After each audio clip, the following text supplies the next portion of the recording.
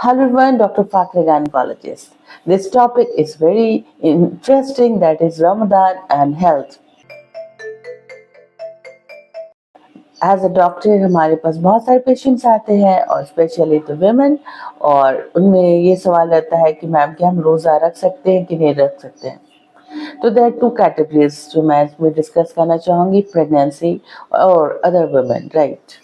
तो pregnant ladies अगर बिल्कुल नॉर्मल है, उनके हेल्थ इश्यूज कुछ नहीं है, हेल्दी है, उनकी ब्लड प्रेशर नॉर्मल है, शुगर, थायराइड, खून की कमी या कोई अदर सीरियस मेडिकल प्रॉब्लम्स अगर नहीं है, और उनको खाने की कुछ इश्यूज नहीं है, खाना ठीक से खा रही है, ज़्यादा वॉमिटिंग अगर नहीं हो रही है, पानी ठीक से पी पा रही है, घर का काम कर पा रही है, ऐसे सिचुएशन में रोज़ा रखने के लिए वो सोच सकती है। और रोज़ा रखने के बाद भी अगर उनकी हेल्थ बिल्कुल सही रहे, वो खाना ठीक से खा पाए, तो ये बहुत इम्पॉर्टेंट है कि उनका फूड इंटेक रोज़ा अफ्तारी के बाद अच्छी होनी चाहिए। और second, water intake, fluid intake, पानी ज़्यादा करके अच्छे से पी सकती हैं। और उसके बाद उनको अगर कोई वीकनेस ज़्यादा ना लगे, कमज़ोरी ज़्यादा ना लगे, बेचैनी ना हो, बेबी का मूवमेंट्स अगर सही रहे, तो ऐसे में वो रोज़ा रख सकती हैं। तो ये आप अपने डॉक्टर से कंसल्ट कर लिए, आपके गायनेक्स आपको बता देंगे कि क्या आप सूटेड हो रोज़ा रखने के लिए या नहीं रखने के लिए। जनरली क्या एक्स्ट्रा प्रिकॉशंस लेना पड़ेगा अगर आप प्रेगनेंसी हो। प्रेगनेंसी अगर है तो डेफिनेटली फर्स्ट मेडिसिन इनटेक आपको बहुत ज़रूर से करना है और ज़रूर खाना है, आपको दवाइयाँ मिस नहीं करनी है। कुछ दवाइयाँ आप सहरी में खा सकती हैं, कुछ दवाइयाँ आप अफ्तारी के बाद खा सकती हैं, बट अगर आप मेडिसिन मिस कर रहे हो तो आपको प्रॉब्लम होगी। सेकेंड थिंग इज न्यूट्रिशन, खाना पीना, जो कि आपको ट्रेडिशनल जो फ्राइड चीज़ें हैं उसको आपको नहीं खानी है। हेल्दी फूड आपको अपने हिसाब से देखना होगा कि आप क्या क्या खा सकते हो। मेरे लिए जो सबसे ज़्यादा जो अच्छा लगता है कि आपसे ड्राई फ्रूट, थोड़ा सा डेट्स खा ली, पानी खा के अब रोज़ा खोल लीजिए।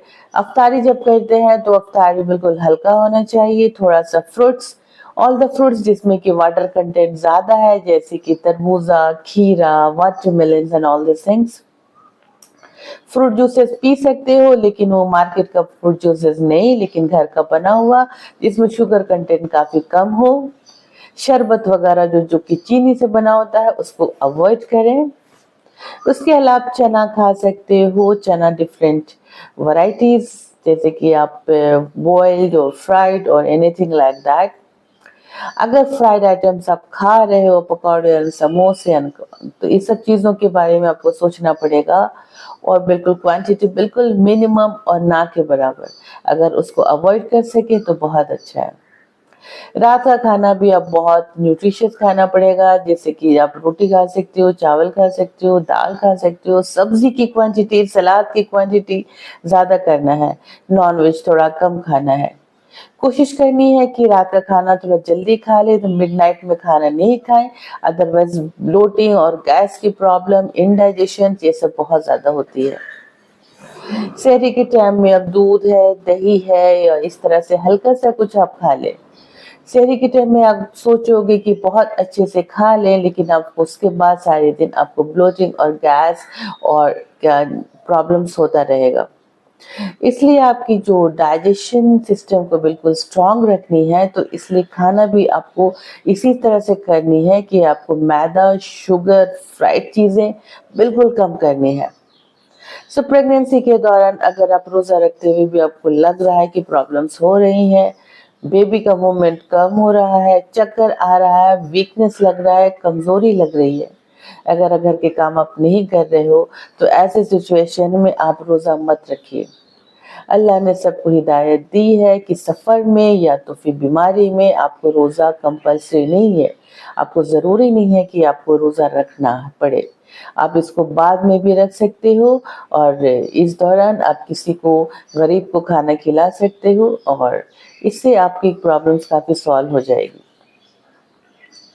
कैटेगरी 2 जिसमें कि हाई रिस्क पेशेंट्स आते हैं जिसकी हेल्थ इश्यूज काफ़ी हैं, जैसे कि खून की कमी, सीवियर थायराइड की प्रॉब्लम, जो थायराइड की दवाइयाँ खाती हैं, जिनको वीकनेस का बहुत ज़्यादा प्रॉब्लम्स है, जिनको ब्लड प्रेशर है, जिनको शुगर की बीमारी है, इसके अलावा जिनकी हाई रिस्क प्रेगनेंसीज है, जैसे बहुत सारी कैटेगरीज होती हैं जिसमें बोलते हैं कि प्रेगनेंसी में खतरा हो सकता है मम्मा को या बेबी को।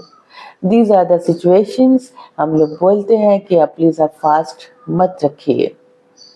डिसीजन मेकिंग हमेशा डिपेंड करता है इंडिविजुअलाइज पेशेंट की पूरी हिस्ट्री, और उसके बाद एग्जामिनेशंस के बाद हम लोग डिसाइड करते हैं।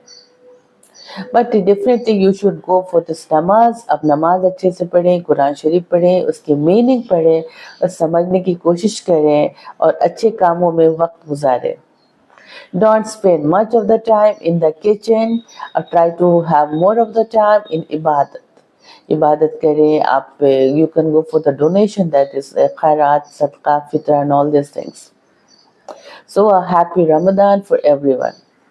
And those women who are, again as it, those are not pregnant, उनके लिए भी सेम ऐसे ही होल्ड होता है कि अगर उनको कोई हाई रिस्क फैक्टर्स नहीं है, कोई बीमारी नहीं है, तभी आप रोज़ा रखें।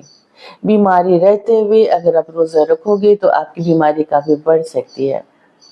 अल्लाह ने रोज़ा को काफ़ी आसान बनाया है और अल्लाह कभी नहीं चाहते कि आप अपने बंदों को कोई ज़्यादा परेशानी हो, इसलिए आप ये नहीं सोचें कि यू विल बी पनिश्ड और समथिंग लाइक दैट।